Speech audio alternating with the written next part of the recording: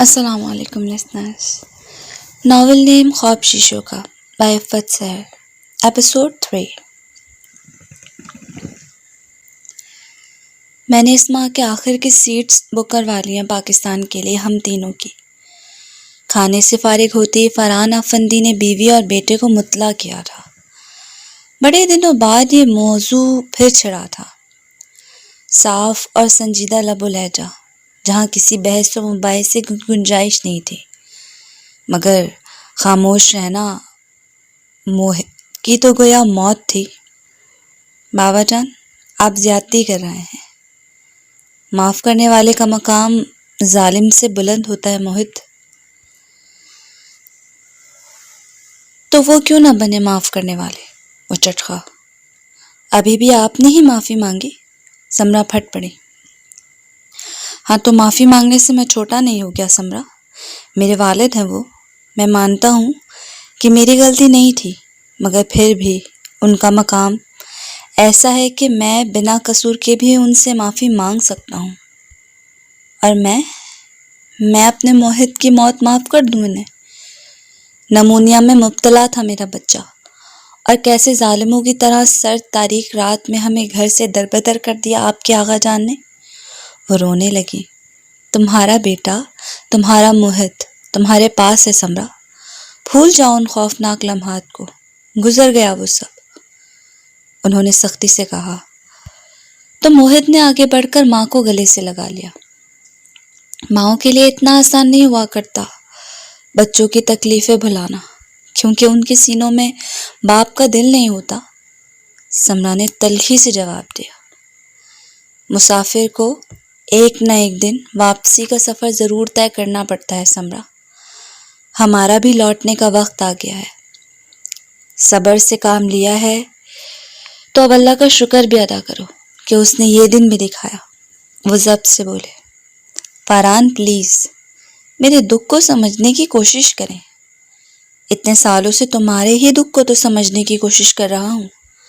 اب تم میری خوشی کو سمجھو سمرا. ان کے لب و لہجے میں ایسا کچھ تھا کہ سمرا بس خاموشی سے آنسو بہانے لگی. مزید کچھ نہیں بولی. اور تم؟ وہ لب بھینچے سمرا کو اپنے ساتھ لگائے کھڑے موہت سے مخاطب ہوئے. سب کچھ سمیٹو ایک ماہ میں. ہم لوگ پاکستان شفٹ ہو رہے ہیں، اور اسے میری ریکویسٹ سمجھنا. موہت کے پاس اعتراض کا ایک لفظ نہ بچا تھا. وہ دانتوں پر دانت جمائے کھڑا رہ گیا. گھر میں دل فریب سا شور ہنگامہ مچ گیا جب ملائکہ نے سب کو حیران کر دیا اور اپنے بیٹے یوشا کے ساتھ آفندی ہاؤس آ پہنچی. لڑکیوں کی ہاؤ اور چیخو پکار. اوف، یہ سرپرائز ہے. ہارٹ اٹیک ہو جاتا خوشی سے مجھے. مہرماں کی بہن سے دوستی تھی، اس سے بھیجتے ہوئے بولی تو وہ ہنسنے لگی. 2 سالہ یوشا وہاں صرف ماں اور باپ کو دیکھنے کا عادی تھا. یہاں اتنے سارے ہاتھوں کو اپنی طرف بڑھتا دیکھ کر روتا ہوا اماں سے لپٹ گیا. تائی جان نے فوراً ان ماں بیٹے پر سے روپے وار کے کام والی کے ہاتھ کسی غریب کو بھجوائے. گھر میں خوشی کی لہر سی دوڑ گئی. اور تم سناؤ، تلال کیسا ہے؟ فرصت سے بیٹھتے ہوئے ملائکہ نے مسکراتے ہوئے پوچھا تو وہ آنکھ دبا کر شرارت سے بولی. بہت اچھا ہے. اوہ، اچھا ہے. تبھی تو آغا جان نے اپروول دیا ہے. وہ بھی ہنسی. وہ تو منگنی کے چکر میں آیا تھا. مہرماں نے الٹا ہاتھ لہرا کے ملائکہ کو رنگ دکھائی اور اترا کر بولی. مگر آغا جان نے بڑے چاچو کے آنے کی شرط رکھ دی. آخر میں منہ لٹکایا. اللہ خیر کرے، سالوں بعد واپسی ہو رہی ہے، یہ کام نمٹا لیتے تو اچھا تھا. بھائی، ہر کسی کا اپنا موڈ، اپنا مزاج. تائی جان نے اندر داخل ہوتے آدھی بات سنی تو تشویش سے بولے. سمرا تو یوں بھی تنک مزاج سی ہے، بیٹا پتہ نہیں کیسا نکلا ہوگا. انہوں نے سوئے ہوئے یوشا پر چادر ٹھیک کرتے ہوئے ناک چڑھائی. وہ بہت سخت مزاج کی خاتون تھیں جن کے چہرے پر مسکراہٹ صرف اپنی اولاد کے لیے آتی تھی. آغا جان نے ایسے ہی پروگرام آگے پہ ڈال دیا. انہوں نے بھلا آ کر کون سی دھمالے ڈالنی ہے؟ رشتہ تو ان سے ہے نا امی، اور پھر اس ماہ کے آخر تک وہ آ رہے ہیں تو ان کے آنے سے پہلے ہی فنکشن بھگتا لینا تھا۔ ملائکہ نے رسانیت سے کہا، ارے چلو ہٹو۔ انہوں نے نحوت سے ہاتھ جھٹکا، رشتہ ہوتا تو باپ سے نبھاتے، بھائی سے نبھایا اس نے اور اسی ضد میں چھوڑ کر چلا گیا۔ آغا جان نے خود نکالا انہیں گھر سے امی۔ ملائکہ نے سنے ہوئے معلومات کے مطابق لقمہ دیا۔ اب بھی تو معافی مانگی ہے نا؟ تبھی اپنی غلطی کا احساس کر کے معافی مانگ لیتا تو یوں بن باس نہ کاٹنا پڑتا۔ انہوں نے تیوری پہ بل ڈالے کہا۔ بات ختم ہوتے ہوئے بھی بڑبڑاتی رہی۔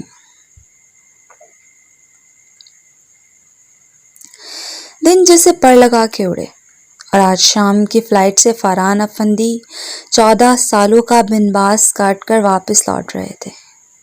شکر خدا کا، تمہارے چاچو جان تو ظالم سماج بن گئے ہمارے درمیان۔ مہینہ گزارنا مشکل تھا۔ طلال کے سکھ کا سانس لینے پر مہرماں خوب ہنسی اور پھر ادھر شام آئی اور گزر بھی گئی۔ سب پریشانی سے کال پہ کال ملاتے رہے مگر فرحان کے دونوں نمبرز بند آ رہے تھے۔ ساری فلائٹس چیک کر لیں مگر مسافر نرات اسکائپ پر بھی موجود نہ تھے۔ وہ رات شدید پریشانی کی رات تھی۔ ایئرپورٹ انکوائری سے پتہ چلا کہ فرحان افندی اینڈ فیملی کی سیٹس کنفرم تھی مگر وہ آئے نہیں تھے۔ مبین، تم کم از کم ایڈریس تو لے لیتے وہاں اس کا۔ آغا جان کا دل سخت بے چین تھا، کبھی اٹھتے کبھی بیٹھتے۔ چڑھ کر مبین افندی سے بولے، مجھے خیال ہی نہیں آیا آغا جان، یہی سوچا کہ اب تو واپس آ رہا ہے، ایڈریس کی ضرورت ہی نہیں ہوئی۔ انہوں نے اپنی غلطی تسلیم کرتے ہوئے دبے لفظوں میں وضاحت بھی کر دی۔ پریشانی سی تھی اور پھر ایک اداس سی سپہر جب آسمان کا رنگ عجیب ہو رہا تھا اور دلوں میں بھی اوبام پہرا ڈالے بیٹھے تھے۔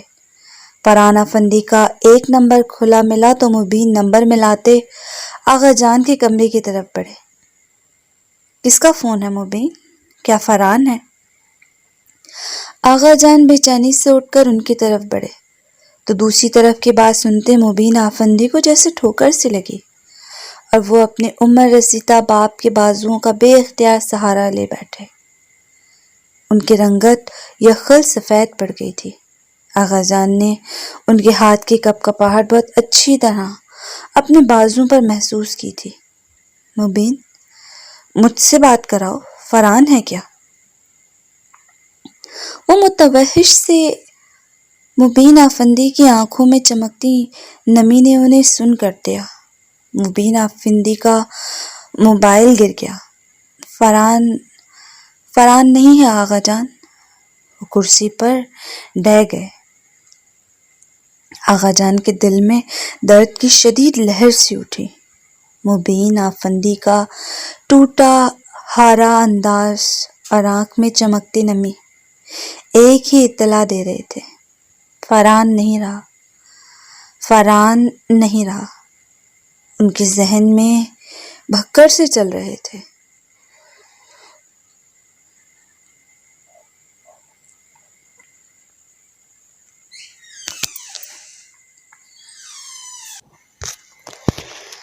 جن لوگوں کے لیے ہمارے دلوں میں کوئی بھی اچھی فیلنگ نہیں، آپ ان کے بیچ ہمیں کیوں لے جانا چاہتے ہیں بابا جان؟ موہت نے صاف صاف کہا، مائی ڈیئر، فیلنگز تو اس لیے نہیں ہے کہ ہم سالوں سے دوریوں کا عذاب جھیل رہے ہیں، فیلنگز تو پاس رہنے سے بنتی ہیں۔ اب دیکھنا آغا جان کیسے سینے سے لگاتے ہیں تمہیں، اکلوتے پوتے ہو ان کے، وارث اور جانشین بھی۔ فرحان افندی کی آنکھوں میں چمک اتر آئی، بہت کچھ زبان کی نوک تک آیا، بہت سے زخموں کے ٹانکے ادھڑے، مگر وہ اپنے بابا جان کی آنکھوں میں چمک کو مدھم نہیں کر پایا، اس لیے ہمیشہ کی طرح وہ سارے الفاظ اندر ہی اتار لیے۔ مگر زہریلے الفاظ کو یوں اندر اتارنا نفرتوں کے زہر کو بڑھا دیتا ہے اور بس۔ میں تو مر کے بھی اس گھر میں جانا نہیں چاہتی۔ سمرا بھی ان کی ضد سے مجبور تو ہو چکی تھی مگر کم از کم زبان ہلا کے دل کا بوجھ ہلکا کرنے پر تو پابندی نہیں تھی، لہٰذا تڑک کر بولی۔ تو وہ انہیں دیکھ کر دھیرے سے مسکرائے، پھر بولے، اور میں تو اپنی وصیت میں لکھ چکا ہوں کہ مجھے مرنے کے بعد میرے گھر لے جایا جائے اور ہمارے آبائی قبرستان میں دفنایا جائے۔ فاران، سمرا دہشت زدہ سی چیخ اٹھی، بابا جان پلیز۔ موہت بھی خفگی سے انہیں دیکھنے لگا تو وہ ہنستے ہوئے اٹھ کھڑے ہوئے۔ چلو پھر اٹھ جاؤ، آج مارکیٹ کا ایک چکر لگا لیں، کچھ گفٹس وغیرہ لے لیں سب کے لیے، انہوں نے بشاشت سے کہتے ہوئے سمرا کو اشارہ کیا، مگر وہ ٹس سے مس نہیں ہوئی۔ پاکستان جانا ان کی مجبوری تھی، مگر ان ظالم لوگوں کے لیے گفٹس خریدنے کا انہیں کوئی شوق نہیں تھا اور نہ ہی کوئی انہیں مجبور کر سکتا تھا۔ مجبوراً فاران افندی کو تنہا ہی جانا پڑا، مگر اچانک ٹرالے سے ہونے والے ایکسیڈنٹ میں فاران افندی کو موت یوں اچک کر لے جائے گی، یہ ان ماں بیٹے کے وہم و گمان میں بھی نہ تھا۔ ایک ناگہانی آفت تھی یا پھر کوئی چھوٹی موٹی قیامت جس کا ان کو سامنا تھا؟ وہ دونوں ہی حواس کھو بیٹھے، ایک دوسرے کی سانسوں سے سانسیں لینے والے، بچھڑتے ہیں تو سانس لینا بھول جایا کرتے ہیں۔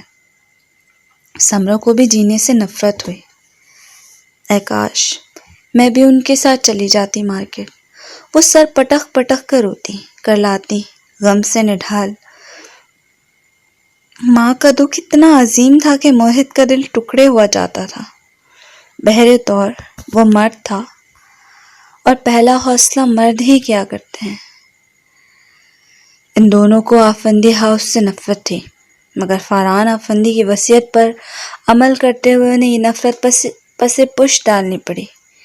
جو کام فاران آفندی ان کی رضامندی سے نہ کروا سکے تھے، وہ ان کی وفات نے کروا دیا تھا۔ ضروری کارروائی کے 1.5 ہفتے کے بعد کی ان کی پاکستان کی سیٹس کنفرم ہو گئی تھی۔ سمرا اور موہت پاکستان جا رہے تھے، فاران افندی کو ان کی آخری آرام گاہ تک پہنچانے۔ آغا جان کو ہلکا سا ہارٹ اٹیک ہو گیا تھا، وگرنہ ان کی مبینہ افندی سے ایک ہی ضد تھی کہ وہ خود فاران کو لینے جائیں گے۔ اب بھی وہ اسپتال میں ICU میں تھے، مسکن دواؤں کے زیر اثر۔ حواس میں لوٹتے تو مرا ہوا بیٹا یاد آتا، حالت بگڑنے لگتی، مگر غم کتنا ہی عظیم کیوں نہ ہو، نیند آنے سے پہلے تک ہوتا ہے۔ آغا جان اتنے کمزور دل تو کبھی نہیں تھے۔ ہسپتال سے واپسی پر تائی جان کا تبصرہ تھا، فاران افندی کی وفات کا افسوس اپنی جگہ، مگر ان کے لیے آغا جان کا یوں صدمہ اٹھا کر ہسپتال جانا ہضم نہیں ہو رہا تھا۔ بیٹا کھویا ہے انہوں نے اپنا صبا، ان کا ہوش و حواس کھونا بنتا ہے۔ ڈرائیور کی وجہ سے دھیمے لہجے میں کہتے انہوں نے ساتھ ہی تنبیہ نظروں سے تائی جان کو دیکھا، وہ دونوں پچھلی سیٹ پر بیٹھے تھے۔ وہ تو سالوں سے کھویا ہوا تھا، نئی بات کون سی ہے اس میں؟ وہ بٹاخ سے بولی، ایسی شکی چیزیں اور شکی باتیں صرف وہی کر سکتی تھی۔ مبین صاحب نے شاکن نظروں سے انہیں دیکھا، مگر انہیں شرمندہ ہونے کی عادت نہیں تھی، سر جھٹک کر کھڑکی سے باہر دیکھنے لگی۔ ویسے یہ طلال کچھ خاص لکی ثابت نہیں ہوا ہماری فیملی کے لیے، تزین نے ناخن فائل کرتے ہوئے بآواز بلند تبصرہ کر کے چاروں لڑکیوں کو اپنی طرف متوجہ کر لیا۔ مہر ماں کو غصہ آیا، کیا مطلب ہے تمہارا؟ مطلب خود دکھائی دے رہا ہے تمہیں، کتنی بڑی بدشگونی ہو گئی، ادھر تمہاری منگنی کا اعلان ہوا، ادھر چچا جان کی ڈیتھ ہو گئی۔ وہ ناخن کو پھونک مار کے صاف کرنے کے بعد سامنے الٹا ہاتھ پھیلائے تنقیدی نظروں سے جائزہ لیتے ہوئے بڑے آرام سے کہہ رہی تھی، کم آن تزین، ملائکہ بڑی تھی۔ اس کے تنبیہی لہجے میں تزین کے لیے مزید نہ بولنے کی تائید بھی تھی، مگر مہر ماں کو تو جتنا بھی غصہ آتا وہ کم تھا۔ تو تمہارا خیال ہے کہ وہ ایکسیڈنٹ کے بجائے میری منگنی کی خبر سے فوت ہوئے ہیں؟ مذاق کر رہی ہیں آپ ہی۔ فزین نے بہن کی فضول گوئی پر پردہ ڈالنے کی کوشش کی۔ مذاق نہیں، ایک جنرل بات کر رہی ہوں۔ ایک اچھے کام کے دوران کوئی حادثہ ہو جائے بدشگونی ہی کہلاتا ہے، یعنی طلال کا ہماری فیملی کا حصہ بننا کچھ زیادہ اچھا ثابت نہیں ہوا۔ تزین اب بھی اسی پرسکون انداز میں اپنا خیال ظاہر کر رہی تھی۔ اب تو یعنی حد ہی ہو گئی تھی۔ مہر ماں کا ضبط جواب دینے لگا، شٹ اپ تزین، تم اپنی عقل مندانہ پیش گوئیاں اپنے پاس سے رکھو۔ بہت سن لی تمہاری فضول گفتگو، آپی اب بس بھی کر دیں۔ فرزین نے بھی کوفت سے بہن کو دیکھا تو اس نے شانے اچکا کر لاپرواہی سے کہا، آج کل سچ کسے برداشت ہوتا ہے؟ فیملی ریلیشنز میں ایسے سچ رشتوں میں بگاڑ پیدا کرتے ہیں تزین۔ اب طلال اس فیملی کا حصہ بننے والا ہے، اس کے بارے میں ایسی بات کرنے سے پہلے تمہیں خود سوچنا چاہیے۔ ملائکہ نے اپنے مخصوص نرم مگر تادیبی انداز میں کہا تو وہ سر جھٹکتی اٹھ کھڑی ہوئی۔ میرے چپ رہنے یا نہ کہنے سے حقیقت بدل تو نہیں جائے گی، تلخی سے کہہ کر وہ وہاں سے چلی گئی۔ اور اب آئینے کے سامنے کھڑے ہو کر اس نے بالوں کو پہلے کھولا، پھر اچھی طرح برش کرنے کے بعد کیچر لگا کر سمیٹا اور پھر کھول دیا۔ سمجھتی کیا ہے خود کو؟ ہوں؟ تزین صاف گو تھی، منہ پھٹ، دل دکھانے کی حد تک صاف گو، خصوصاً مہر ماں کے بارے میں۔ اور طلال اسے بھی مہر ماں ہی دکھائی دی، میں نہیں۔ اپنے عکس کو آئینے میں دیکھتے ہوئے اس کی آنکھوں میں ضبط کا گلابی پن اترنے لگا تو وہ سر جھٹک کر اپنے سلکی ڈارک براؤن بالوں کو کیچر میں جکڑنے لگی۔ گزشتہ 2 ہفتوں میں وہ اتنا رو چکی تھی کہ اب تو لگتا تھا آنکھوں کے سوٹے بھی خشک ہو گئے ہیں۔ آج وہ ماں بیٹا فاران آفندی کو لے کر خود پاکستان جا رہے تھے، آفندی ہاؤس، جس سے سمرا اور موہد آفندی کو یکساں نفرت تھی۔ آغا جان کو ابھی اسپتال میں رہنا ہوگا، ڈاکٹر سے بات ہوئی ہے میری، مزید کوئی صدمہ ان کا دل برداشت نہیں کر پائے گا، دوبارہ ہارٹ اٹیک بھی ہو سکتا ہے انہیں۔ مبین آفندی خود بھی ضبط کی کڑی منزل سے گزر رہے تھے۔ بھائی کے ملنے کی امید بندی بھی تو یوں کہ اگلے ہی پل ٹوٹ بھی گئی۔ ابھی تو وہ آغا جان کے مان جانے کی خوشی بھی ٹھیک سے منا نہیں پائے تھے۔ قریبی رشتہ داروں کو فاران آفندی کے آنے کی خبر تھی اور سب کو معلوم تھا کہ کچھ دنوں کے بعد مہر ماں کی منگنی کا ایک بڑا فنکشن ہونے والا ہے، جس میں سب ہی فاران اور ان کی فیملی سے ملاقات بھی کرنے والے تھے۔ مگر اب تو پرسہ دینے والوں کا تانبا بندھا ہوا ہے۔ 1.5 ہفتے سے وسیع و عریض ہاتھ میں چاندنیاں بچھائی جاتی، وہاں باقاعدہ قرآن خوانی ہوتی، کوئی نہ کوئی آیا ہی رہتا۔ آفندی ہاؤس میں مستقل ماتم بچے ہوئے تھے۔ میرا تو دل ہے آپی میں اس جل ککڑی تزین سے بات بھی نہ کروں۔ مہر ماں غصے سے پیچ و تاب کھا رہی تھی۔ یوشا کے منہ سے دودھ کی بوتل لگاتے ہوئے ملائکہ نے حیران ہو کر اسے دیکھا۔ کیا ہوا؟ اس روز آپ کے سامنے بھی طلال کے بارے میں بکواس کر رہی تھی اور آج پھر اس نے میرا موڈ خراب کر دیا۔ یونیورسٹی میں بھی اسی طرح کی فضول باتیں کرتی پھرتی ہے، اس کی تو عادت ہے۔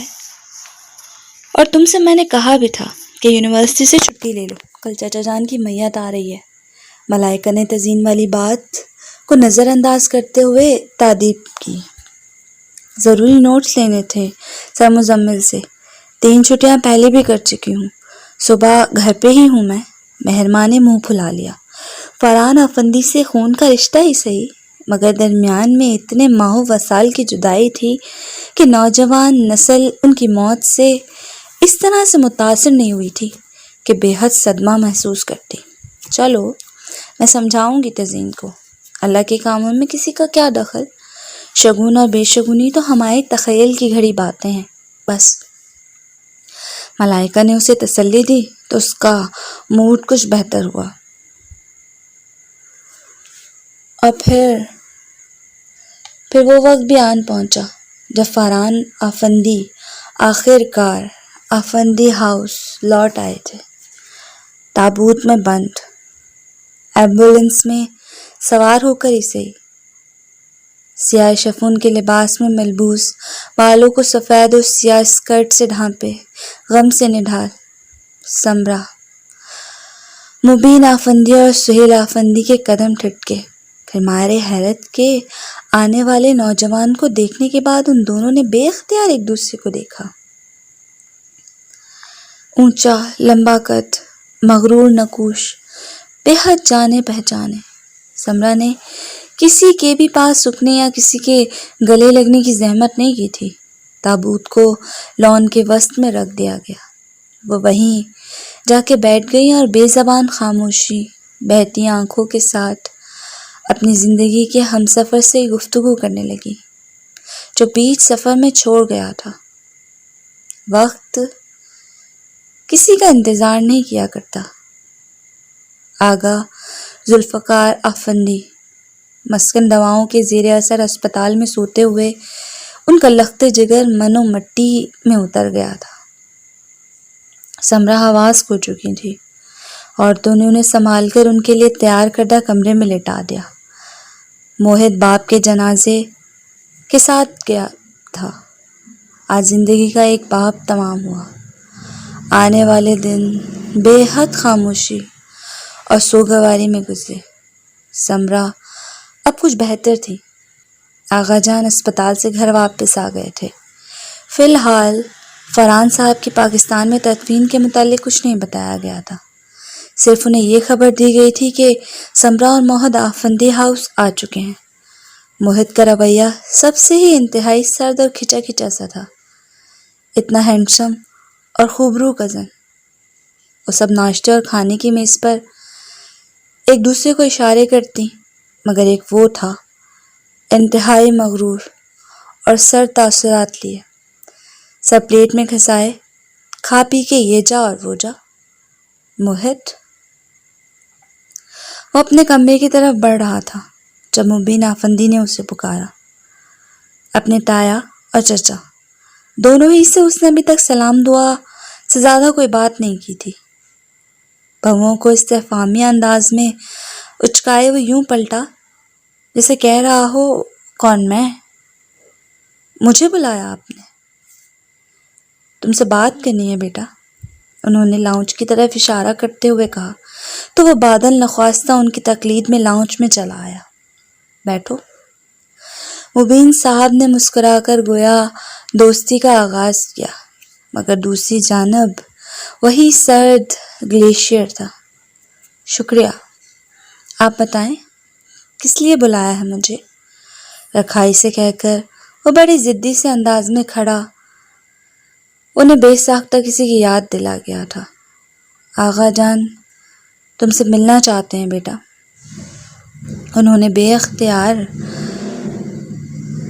پادرانہ جذبے کے تحت ان کے شانے پر ہاتھ رکھا تو وہ لمحہ بھر ان کی طرف دیکھنے کے بعد اسی رکھائی سے بولا، مگر میں ان سے نہیں ملنا چاہتا۔ بری بات ہے موہت بیٹا، بڑوں سے ایسا رویہ اختیار نہیں کرتے۔ انہوں نے نرمی سے ٹوکا تو وہ برجستہ مگر کاٹدار لہجے میں بولا، کیا کریں، خون کا اثر ہے، بد لحاظی تو نس نس میں دوڑ رہی ہے میرے، وراثت میں ملی ہے یہ۔ ایسا تلخ اور منہ پھٹ جواب مبین افندی سن رہ گئے، کچھ بولنا ہی بھول گئے، مگر مہرماں افندی کو کون روک سکتا تھا بھلا؟ ایکسکیوز می مسٹر، وہ ایک دم سے سامنے آئی اور اس کی طرف انگشت شہادت اٹھا کر تنبیہی لہجے میں بولی۔ موہت ناگواری سے گلابی لباس میں ملبوس سیاہ بالوں والے اس لڑکی کی جرأت کو دیکھ رہا تھا۔ وراثت میں اگر کچھ اچھا نہیں ملا تو اسے دماغ کے کسی اسٹور میں بند کر دیں، ہمیں ذرا بھی برا نہیں لگے گا، اچھا ہوگا اگر یہاں رہائش کے دوران آپ اپنے والدین کی تربیت شو کریں تو۔ میں بولی تو موہت افندی کا دماغ گھوم گیا۔ چلیں ابو، آپ خوامخواہ اپنا بی پی کیوں بڑھا رہے ہیں؟ وہ انہیں زبردستی وہاں سے لے گئی۔ ربش، موہت نے سر جھٹکا۔ کتنے آرام سے وہ جتا گئی تھی کہ یہاں اسے اپنے والدین کی تربیت دکھانی چاہیے، اور اب جب کہ وہ یہاں آ ہی گئے تھے تو آغا جان سے ملنا لازم ہی ٹھہرا تھا۔ وہ سمرا کے سر پر ہاتھ پھیرنے کے بعد موہت کو دیکھ کر بے حد جذباتی ہو گئے۔ انہیں اپنے دونوں بیٹے، اپنے کٹ جانے والے دونوں بازو یاد آئے تھے۔ اسے گلے سے لگائے بھیگی آنکھیں لی وہ بہت جذباتی ہو رہے تھے۔ مگر موہت کے دل میں ان کے لیے ترہم یا ہمدردی کا کوئی جذبہ نہیں تھا۔ وہ ٹھس سا ان کے سینے سے لگا رہا۔ اسے یاد آتا رہا کس طرح ان لوگوں نے انہیں گھر سے نکالا تھا اور کیسے ان پر افندی ہاؤس کے دروازے بند کر دیے تھے۔ اسے یاد آیا فرحان افندی کو محض اپنے بھائی کا ساتھ دینے کی پاداش میں اس گھر سے بے دخل کر دیا گیا تھا۔ اس نے اس کے سینے سے لگے اپنے ہر عہد کو دہرایا تھا، ان کے ہر ظلم کو یاد کیا تھا۔ وہ بھولنے والا نہیں تھا، وہ موہت افندی تھا۔ اسے اس گھر کے مکینوں سے بہت بدلے لینے تھے۔ ہی سو ہینڈسم یار۔ تزین آج کل موہت افندی کی تعریفوں میں رطب اللسان تھی۔ موہت افندی جس کو خبر بھی نہیں تھی کہ اس گھر میں کل کتنی لڑکیاں ہیں۔ اوہ، مہرو کا منہ حلق تک کڑوا ہوا۔ ہینڈسم، بدتمیز کہو، اچھی شکل کا غرور ہی لے بیٹھا ہے شاید۔ تمیز تو ہے نہیں اس سے بات کرنے کی۔ اس پہ یہ بدتمیزی بھی سوٹ کرتی ہے۔ ہینڈسم لوگوں کو ایک آدھ قتل بھی معاف ہونا چاہیے، کیوں ملاحہ؟ تزین کے انداز سے پتہ نہیں چل رہا تھا کہ وہ سیریس ہے یا مذاق کے موڈ میں ہے، لیکن مہر ماں کو تو موہت افندی زہر لگا تھا۔ اس کے باپ کے ساتھ اتنی بدتمیزی اور اکڑ انداز میں بات کرنے والا اسے کبھی اچھا لگ ہی نہیں سکتا تھا۔ ایسے لوگ تمہیں کو پسند آ سکتے ہیں بس۔ مہر ماں کا موڈ خراب ہوا۔ ان سب کو موہت کی مبینہ افندی کے ساتھ ہونے والی گفتگو اور اس کے رویے کے بارے میں بتا چکی تھی، مگر اس کے باوجود بھی وہ اس کے ہینڈسم ہونے پر رشک کر رہی تھی۔ تو پھر ان کا کچھ نہیں ہو سکتا تھا۔ تمہارے پاس تو نہ چانس ہے نہ آپشن، ورنہ تم بھی ضرور سوچتی۔ تزین نے بالواسطہ حملہ کیا تھا۔ طلال سے منسوب رشتے کا حوالہ۔ میں طلال سے کمیٹڈ نہ بھی ہوتی تب بھی موہت افندی کبھی میری فرسٹ تو کیا لاسٹ چوائس بھی نہ ہوتا تزین۔ ضبط کرتے ہوئے بھی اس کی آواز بلند ہو گئی تھی۔ نہ صرف لاؤنج میں موجود تائی جان بلکہ سمرا اور موہت نے بھی بخوبی سنی تھی۔ تائی جان بیٹی کی اس قدر بدتمیزی پر جذبزز ہو کر پہلو بدل کر رہ گئی۔ اس طرح کے تخریبی بیان کم از کم آہستہ آواز میں اپنے کمرے میں بیٹھ کر جاری کیے جانے چاہیے، مگر ان کی اس باغی اولاد کو کون سمجھاتا۔ ساتھ ہی سٹنگ روم میں بیٹھی تھی سب کے سب۔ یہ چکن تو گھر کے بنا ہوا ہے نا؟ انہوں نے لاؤنج میں پھیلے سکوت کو توڑا۔ وہ دونوں ماں بیٹا کوئی رد عمل ظاہر کیے بغیر چائے پیتے رہے۔ کیا بدتمیزی ہے مہرو؟